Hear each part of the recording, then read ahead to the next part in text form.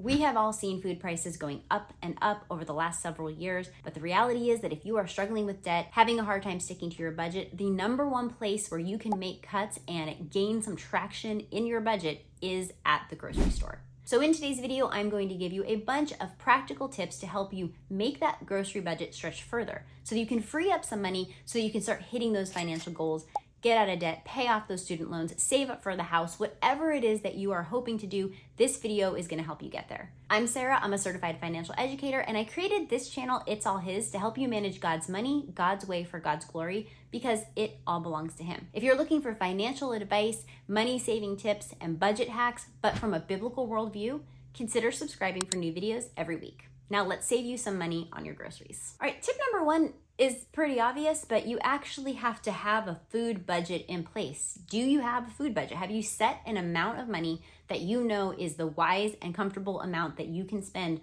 on food and food adjacent grocery store items every single month? Because if you don't have this number in mind, you can watch all the money saving grocery videos on the YouTubes, and it's going to kind of just have you spinning your wheels. You won't know if you're saving yourself any money if you don't know how much money you can spend. So make sure first and foremost that you actually have a line item, a set amount. How much can we spend? How much do we need to spend every month on groceries?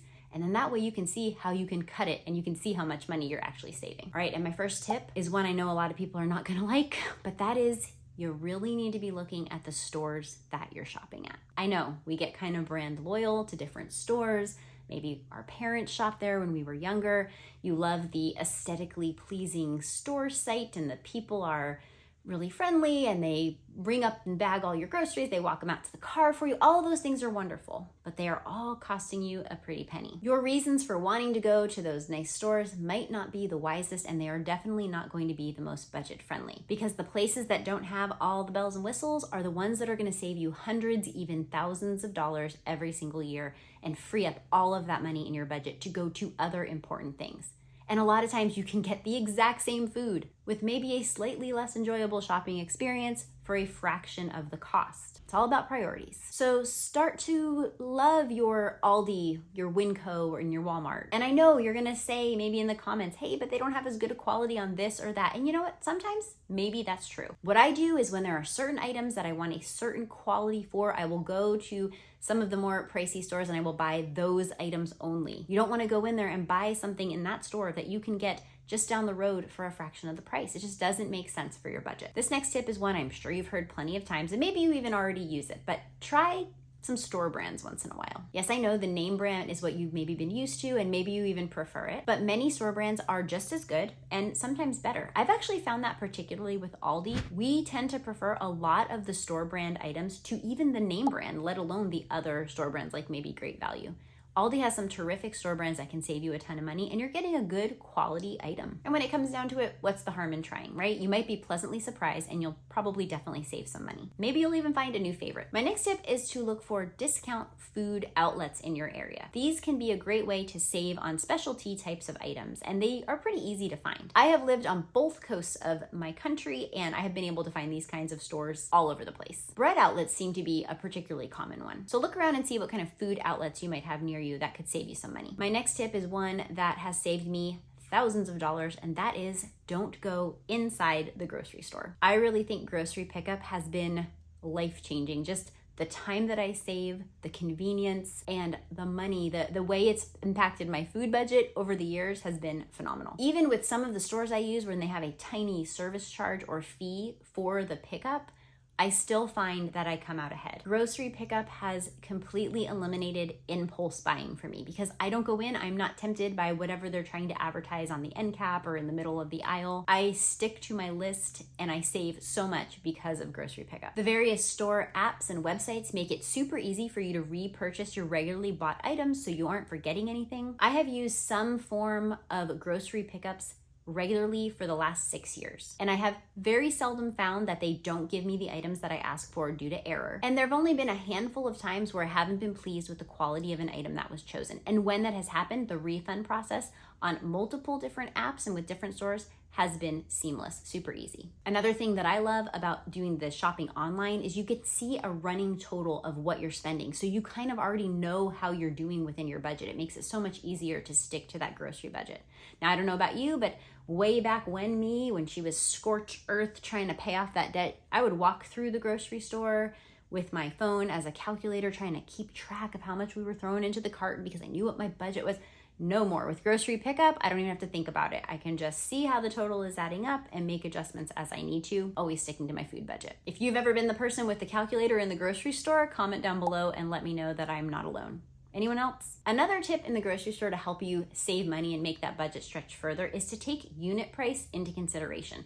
This is another thing that's really easy to see when you're shopping online for grocery pickup, but you can also see it in the store on the stickers. Now, unit price will help you know if you are getting the best price per unit on an item, and usually that's always going to result in savings. You do want to be cautious. Sometimes unit price is lower for items that you're buying in bulk, and if you don't actually have the room to store something or you're not going to use it up before it would go bad, you aren't really coming out ahead. Oftentimes you will find that unit price is a great tool to help you see if you're making a wise decision overall on making that grocery budget stretch. So consider looking at that if that's not something that you've taken into account before. I'm sure most of you know that pre-packaged, pre-prepped foods are always going to come with a premium on price. If you are able to prep some veggies or shred some cheese on your own, you're going to have probably a fresher and definitely a cheaper item. And yes, this will take you a little bit of time, but prepping ahead is not only a way to make your grocery budget stretch, it's also a proven method to help you eat better throughout the week. And I do realize sometimes those pre-prepped and packaged items are a must because some people are unable physically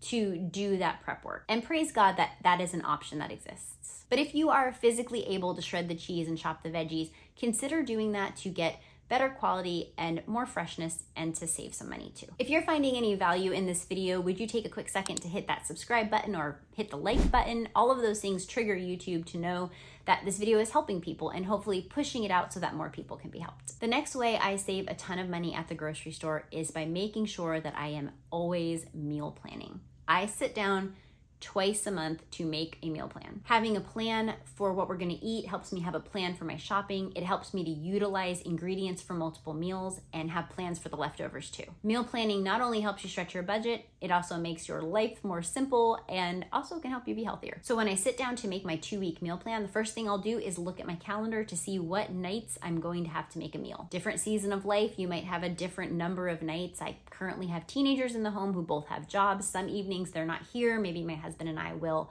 treat ourselves to a dinner out or just eat leftovers or make a sandwich. So I don't necessarily have to prepare a meal every single night. Once I figured out the meals that I have to make, I sort of have a template that I created that say things like chicken, and then I'll plug in a chicken recipe that my family enjoys. In the summer, it might say grill meal, where we'll do hamburgers, hot dogs, sausages, or barbecue chicken. In the winter, I have one that says stews and soups. I'll pick a stew or soup recipe that we like. That template just kind of helps me to not have to come up with ideas from scratch, and it's something that I found really works for me. I also use Pinterest for a lot of recipes, and I keep a board on there called go-to recipes. That's ones that I found that are just the recipe I love for a particular thing and things that my family really, really enjoyed. I will open the go-to and I'll usually pick 1 or 2 meals right off the bat from that Pinterest board, just because that helps to make it easy too. These are all things that I've just sort of fine-tuned over the years of meal planning. I've done so many meal plans, I've lost count. But meal planning, it's kind of like budgeting. You have to find what works best for you, your situation, how you like to organize things.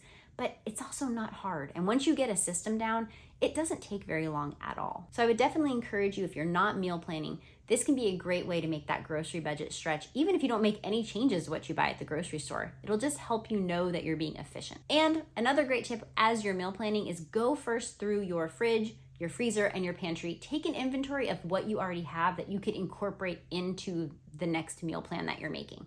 Sometimes I will find, oh, you've got a jar of pesto and you've got some pasta.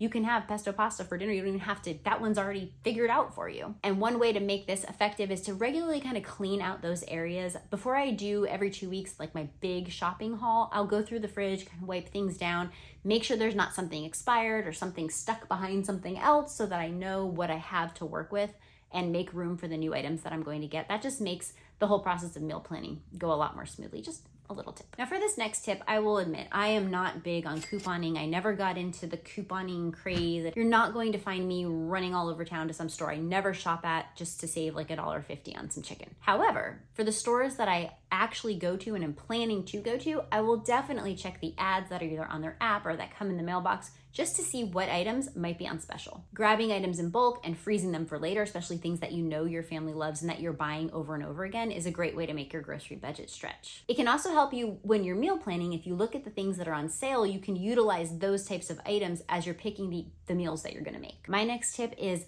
learn to love leftovers. Now, I know there are some of you out there who hate leftovers. I am not that person. I love leftovers. They are so helpful and so convenient. I've cooked once and I get to eat twice. Sign me up. A lot of things taste better once you've let them kind of marinate in the fridge for a while. I definitely factor in 1 to 2 leftover nights into my meal plan every time I do it. It's easy. It saves money, it's less waste, win-win-win. So come on over to Team Leftovers. My next tip is make your freezer your best friend. You can save so much money when you buy items that you can freeze and have for later when they're on special, or you can buy them in bulk. I freeze so many things. My newest freezer find is fresh spinach for smoothies.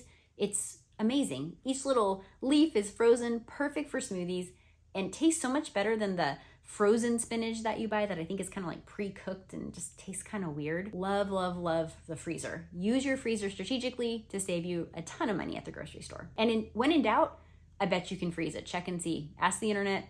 Odds are pretty good you can freeze almost anything. My next tip is, do you really need to buy all the drinks? How many options do we really need to be having in our homes? It's not like we're a restaurant. If you can make some cuts to all of those beverages that you're purchasing, even if you change nothing else with your grocery budget, you're going to see some savings because those drinks, they add up. So maybe some changes to the drinks that you're purchasing or the number of variety of drinks that you're purchasing might be a way that you can make that grocery budget stretch a little bit further. Hopefully these tips got you thinking of ways you can save money at the grocery store. So what tips did I miss? Let me know in the comments down below because you all have just the best suggestions and you're super helpful. I love hearing from you and I love talking to you there. And if you want more tips to make that budget stretch, click over into this video and I will see you over there. Thanks so much for watching.